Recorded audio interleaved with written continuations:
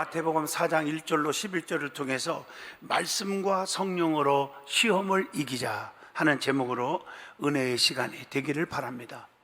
여러분, 좋은 집이 어떤 집입니까? 겉보고 판단할 수가 없습니다. 비바람, 눈보라가 치고 쓰나미가 불어오고 태풍이 불어오고 그렇게 되면 알아볼 수가 있어요. 모래 위에 세운 집은 쉽게 그냥 무너지지만 반석 위에 세운 집은 절대로 무너지지 않습니다. 영적인 믿음 생활도 마찬가지입니다. 믿음이 있는지 없는지 시험과 환난과 고난과 핍박이 오면 알 수가 있습니다. 믿음이 약한 자는 곧바로 넘어지고 쓰러지고 깨지지만 믿음이 강한 자는 절대로 흔들리지 않습니다. 성도는 어떤 핍박이 오고 시험이 오고 환난을 겪어도 흔들리지 말아야 합니다. 그러기 위해서는 성령 충만함을 받고 말씀으로 무장해야 합니다.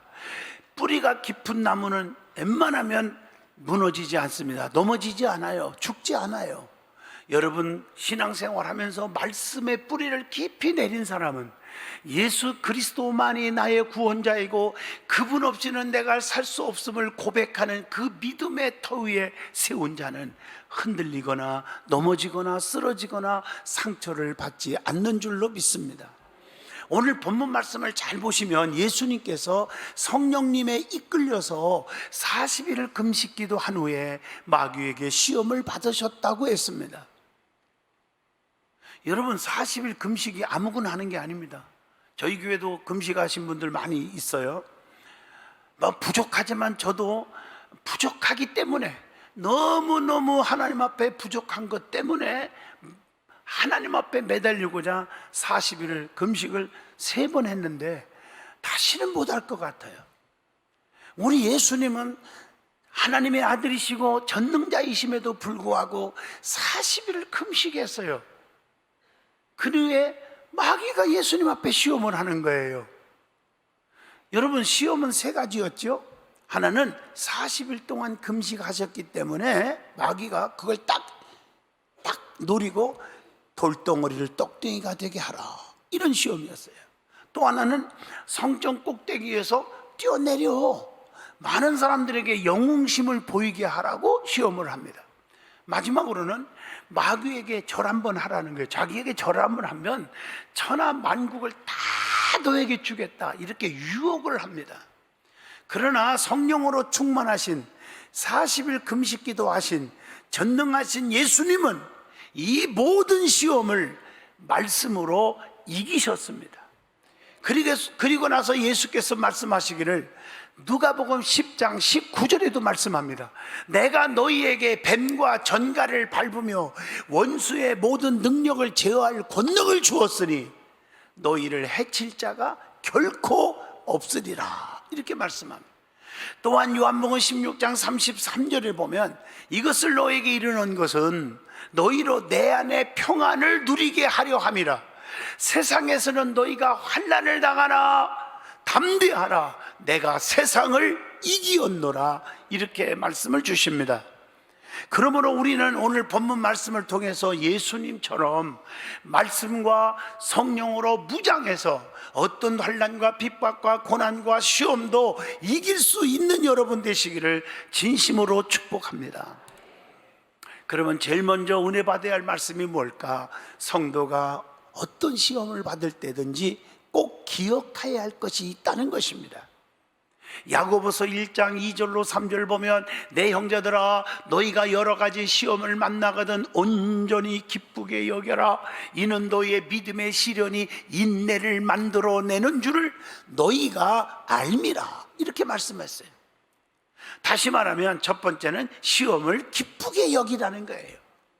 이상하게 생각하지 말고 고난에 참여하는 것으로 기뻐하라.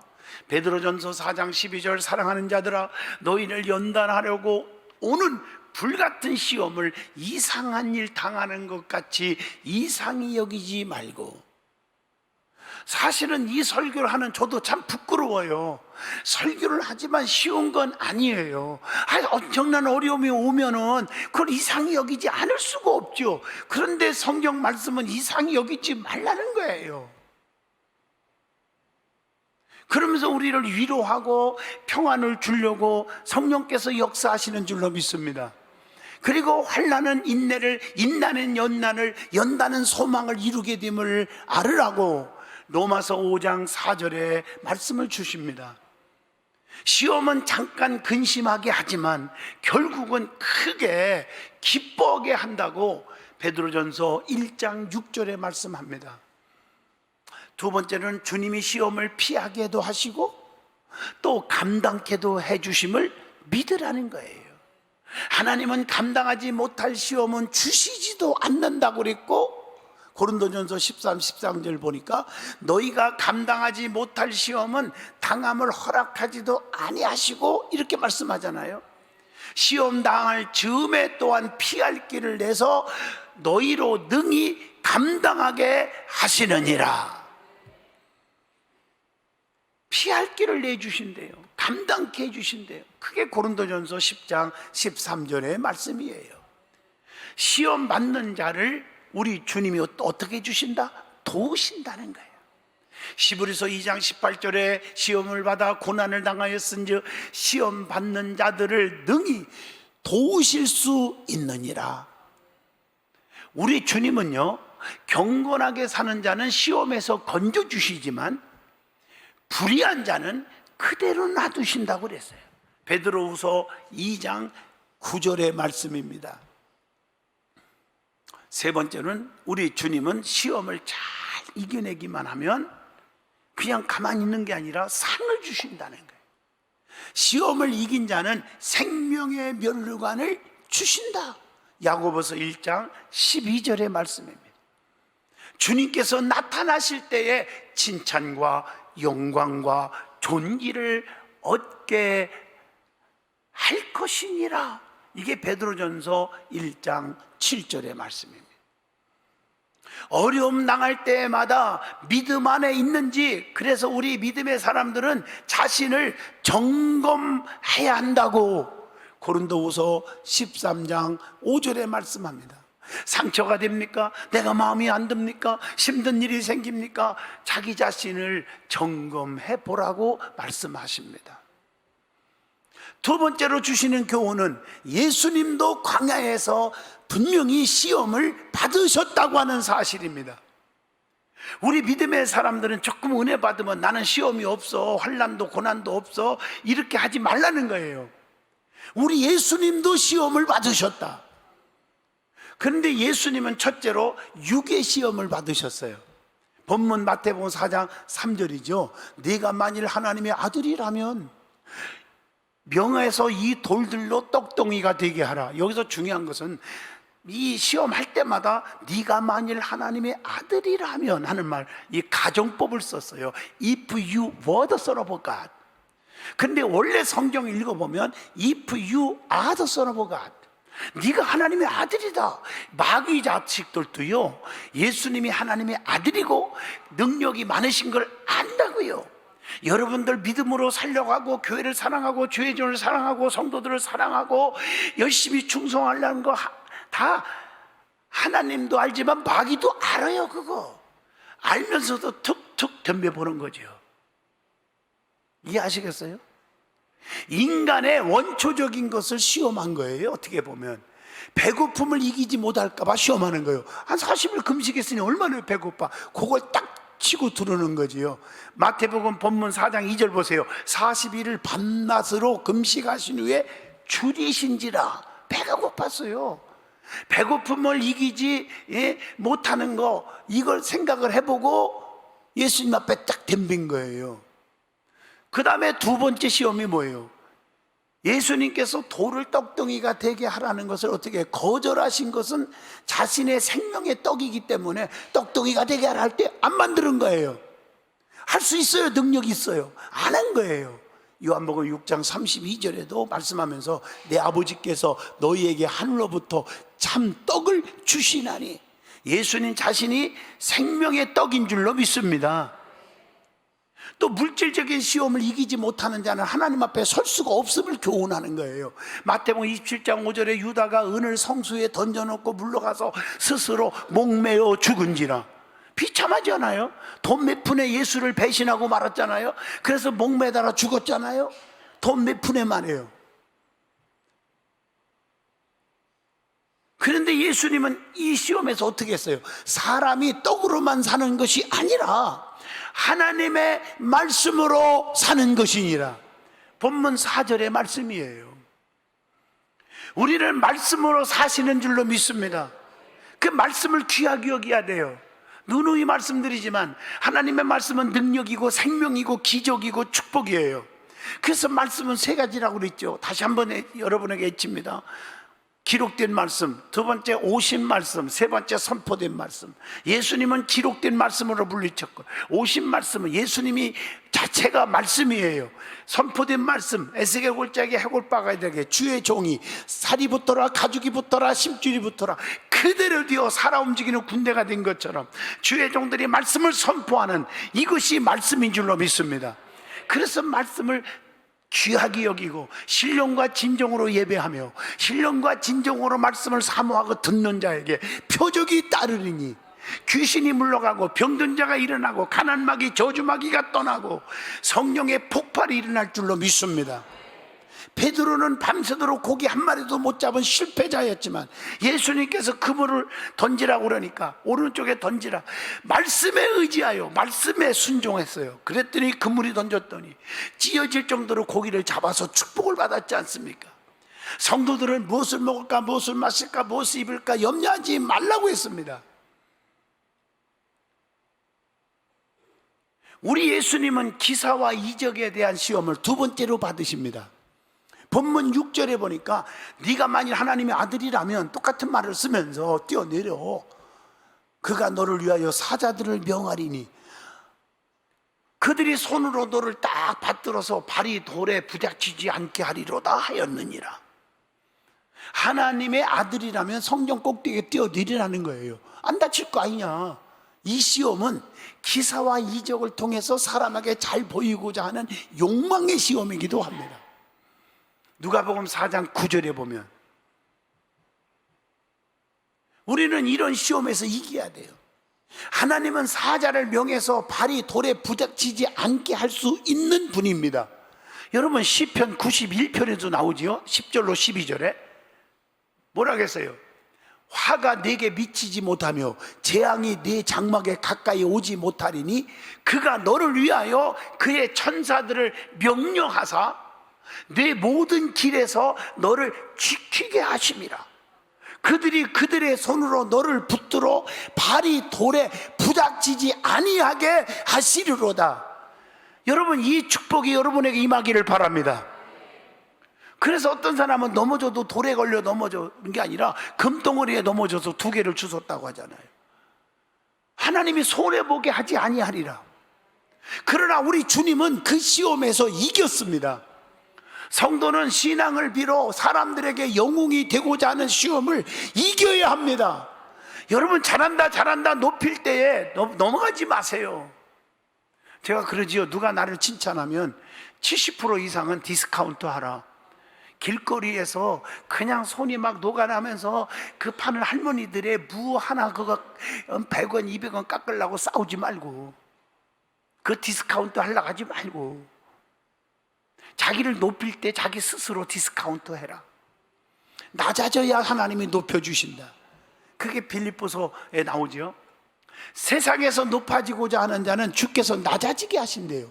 마태복음 23장 12절에 그렇게 말씀하고 있잖아요. 예수님은 주 너희 하나님을 시험하지 말라고 꾸짖으시면서 마귀의 유혹을 이기셨다는 거죠. 누가복음 4장 12절 말씀입니다. 기적을 체험할수록 하나님께만 영광을 돌려야지 교만해서는 안 된다는 것을 누가복음 17장 18절에서 19절에 기록하고 있습니다. 그리고 예수님은 영광과 권세에 대한 시험을 세 번째 받으신 거예요. 오늘 본문 마태복음 4장 8절로 9절입니다. 높은 산으로 올라가서 천하만국 영광을 다 보여주는 거예요. 어머나 이렇게 보여준 다음에 만일 내게 엎드리면 즉 마귀에게 내가 절을 한 번만 해라 엎드려라 그러면 이 모든 것을 내게 다 주겠다 이렇게 말한 거예요. 마귀는 예수님께 천하 만국과 그 영광을 보여주면서 자신에게 경배하면 다 주겠다고 하는 유혹입니다. 누가복음 4장 5절에도 6절에도 나옵니다. 천하를 소유하고 싶은 욕망을 충동질하는 시험이에요. 여러분들도요, 주변에서요 충동질 할 때가 있어요. 너 나와 친해져, 나 가까워져, 그럼 내가 너 잘해줄게. 그런 유혹에 넘어지지 않기를 진심으로 축복합니다. 온 천하를 얻고도 자기 목숨을 잃으면 무엇이 유익하리요? 마태복음 16장 26절에 얘기했잖아요. 여러분, 황금 덩어리를 수천억 개를 갖고 있어도 자기 생명 잊어버리면 무엇이 유익하겠습니까? 요즘에 제가 느끼는 게 뭐냐면 다 뭐 중요하다, 뭐 이것도 재물도 중요하고 명예도 중요하고 다 중요하고 뭐 다 중요하지만 최고가 뭐냐? 건강이다, 건강. 자기 생명 잃어버리면 무슨 유익이 있겠습니까? 말자 헛일이요. 그래서 예수님은요, 주 너희 하나님께만 경배하고 그 하나님만을 섬기라, 이렇게 말씀했잖아요. 누가복음 4장 8절의 말씀이죠. 나는 오직 하나님만 사랑하겠다는 거죠. 그러면 세 번째 주는 교훈이 뭘까? 예수님께서 이런 시험을 이기신 모습이 있어요. 어떤 모습일까?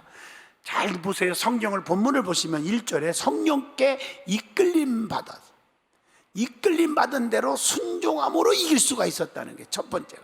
그게 본문 마태복음 4장 1절에 나오죠. 성령을 받으면 권능이 옵니다. 사도행전 1장 8절입니다. 주님의 권능이 나타나면 수많은 기적이 따릅니다.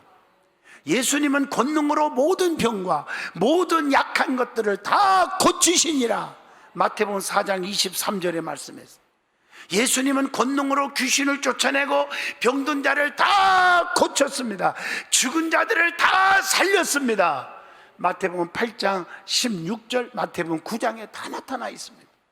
성령의 능력으로 사도 바울도 능력을 행했어. 주의 종이 사도행전 19장 11절로 12절에 보면요, 다 나타났어요. 바울의 몸에서 손수건이나 앞치마를 가져다가 병든 사람에게 주의 종 바울이 이렇게 얹기만 하면 그 병이 떠나고 악기도 나가더라, 이렇게 성경에 기록되어 있어요. 바울의 몸에서 막 능력이 나가는 거야. 그 병마가 다 떠나가는 거예요. 죽음의 병마, 악한 영들이 다 떠나가는 거예요. 그래서 믿음의 기도는 병든 자들을 구원하리니 주께서 저를 일으키시리로다. 야고보서 5장 15절의 말씀입니다. 여러분의 믿음의 기도가 임하기를 주의 이름으로 축복합니다. 기도하는 능력받은 베드로와 요한을 통해서 안진뱅이를 일으키고 문제를 해결해 주셨지 않습니까?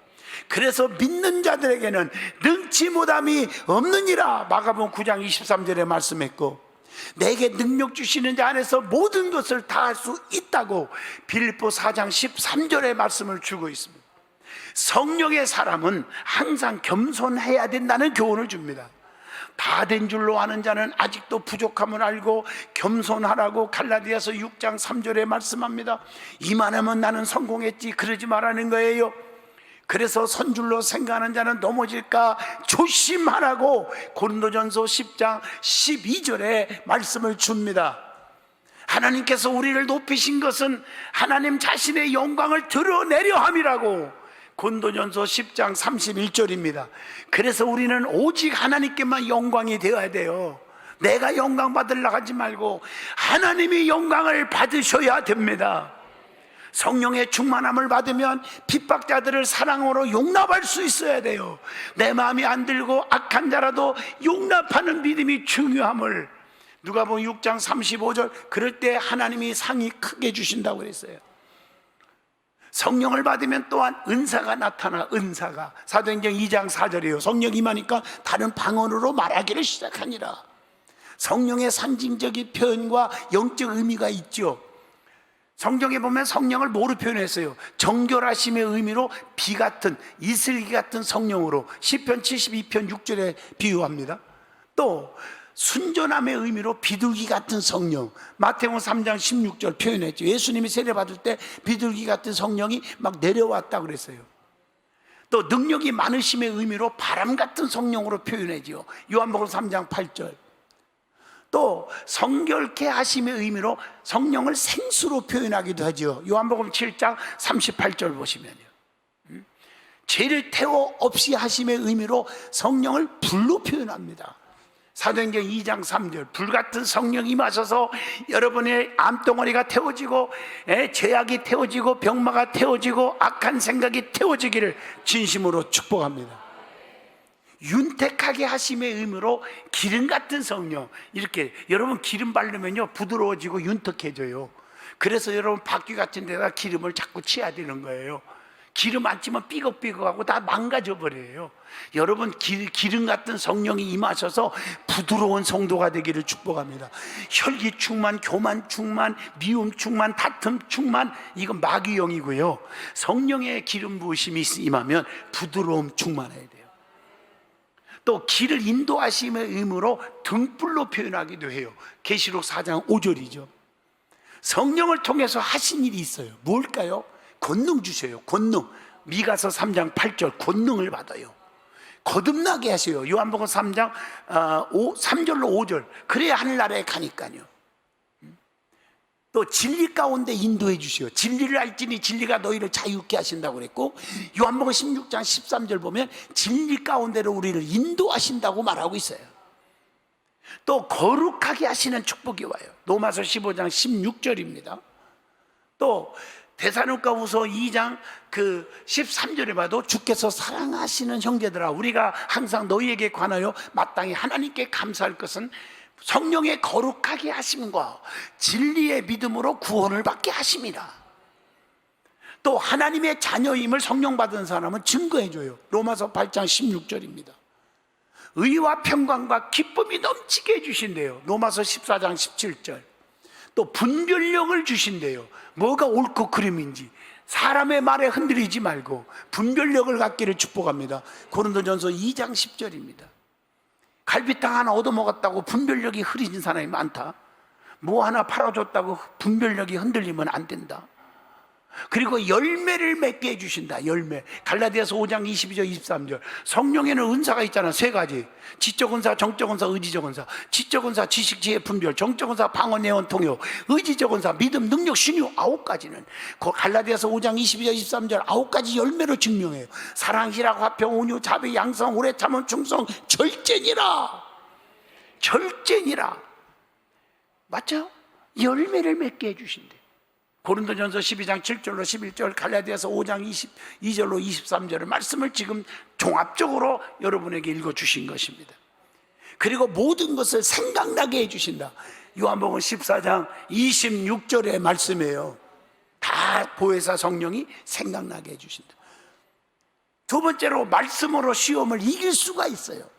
시험을 이기는 비법입니다. 예수님은 사람의 떡으로만 사는 게 아니요, 하나님의 말씀으로 산다. 마귀의 시험을 말씀으로 이겼어요. 마태복음 4장 4절에. 그래서 우리 교회가 전교인의 성경 통독도 하고 말씀의 은혜를 받고 예배 빠지지 말고 말씀을 자꾸 듣고, 그런 이유가 말씀이 있어야 이기는 거예요. 우리 예수님은 기록된 말씀으로 이겼어. 마태복음 4장 6절로 7절입니다. 기록하였으되 주 너희 하나님을 시험하지 말라 하였느니라. 나를 높여주고 기적 일어나는 시험을 했지만 거기에 옥해하지 않았어요. 마귀에게 수용하지 않았어요. 물리쳐버렸어요. 여러분, 권세와 명예와 물질로 유혹해도 물리칠 수 있기를 축복합니다. 하나님의 말씀은 살아있고 운동력 있어 좌우의 날선 검보다 예리하여 우리의 심령 골수를 쪼개기까지 하며 우리의 마음과 생각을 감찰하시나니. 히브리서 4장 12절의 말씀이에요. 우리 예수님은 귀신을 쫓는 일도 능력을 행하는 것도 말씀으로 하셨습니다. 누가복음 6장 10절입니다. 그래서 손마를 한 자가 손이 회복되었다라 이렇게 말하고 있어요.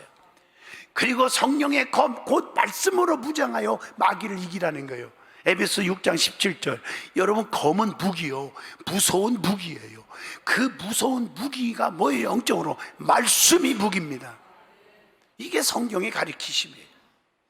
그리고 예수님께서 세 번째 비결이 40일 금식 기도한 것 같이 기도함으로 시험을 이길 수가 있었어요. 본문 마태복음 4장 2절 40일을 밤낮으로 금식하신 후에 줄이신지라. 금식했어요. 그래서 기도 위에는 다른 것으로는 이런 유가 나갈 수 없다고 마가복음 9장 29절에 말씀합니다. 기도하면 새 힘이 생깁니다.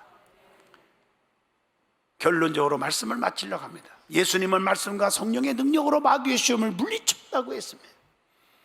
그리고 예수님은 너희가 환난을 당하나 담대하라 내가 세상을 이겼노라. 요한복음 16장 33절에 제1 아담은 에덴 동산에서 실패했지만 제2 아담 예수님은 이겼으니 그 예수님을 만나고 예수님만 모시면 어떤 환난 시험도 이길 줄로 믿습니다.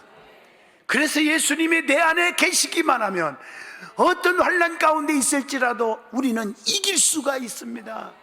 사랑하는 성도 여러분, 믿음의 사람은 말씀과 성령으로 무장하여야 합니다.